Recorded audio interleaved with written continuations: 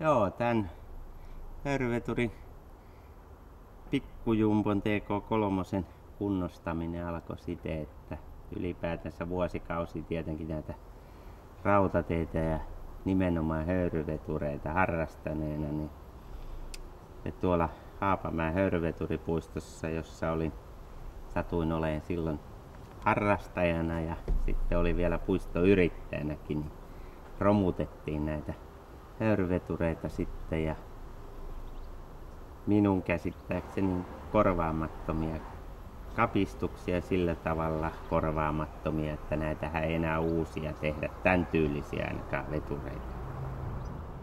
Työtä on ollut ja tietenkin tässä sillä sanotaan, että näin, että sattui vaan niin, että tätä tosiaan semmoisen vajaa 3 vuoden aikana kunnostettiin. Ja tietenkin siinä oli, että miksi tämä veturi valmistui ylipäätänsä, niin oli monet seikat ja oli se, että oli otolliset tilanteet sitten ja sitten tuli sponsoreita, jotka katsoivat, että tämä on hieno juttu ja sitten vielä toi, että oli Pasilan varikolla mahdollisuus kunnostaa lämpimät tilat ja muuta ja sitten oli innostunut harrastajien joukko myös, jotka oli niin kuin mukana.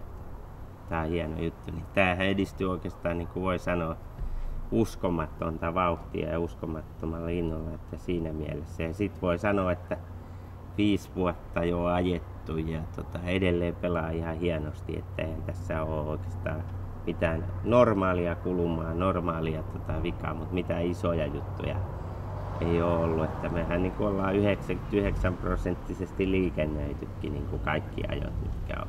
Että siinä mielessä. Ja tämä on tälläkin hetkellä Suomen eniten liikennöivä höyryveturi näistä leveäraiteista ja taitaa olla kaikista. Että ei millään aita näin paljon tällä hetkellä. Että asiahan toki voi olla myöhemmin joku muu, mutta tämänhetkinen tilanne on se. Ja se hyvin palvelee, että siinä mielessä voi sanoa, että se työ ei ole mennyt hukkaan. Se jos olisi tämä ei toimisi tai olisi koko ajan rimpuloinut, niin sitten olisi voinut ajatella sitä, että se on tehty jollain tavalla niin sanotusti sinne päin. Tässä ei ole lähettykään siitä. Enemmän tämä henkilökohtaisesti on semmoinen juttu, että tämä tuoksu, joka tästä tulee tälläkin hetkellä ja sitten nämä äänet ja muut tunteet, voima jyllää. Se on enemmän ollut se semmoinen sidos tähän näin.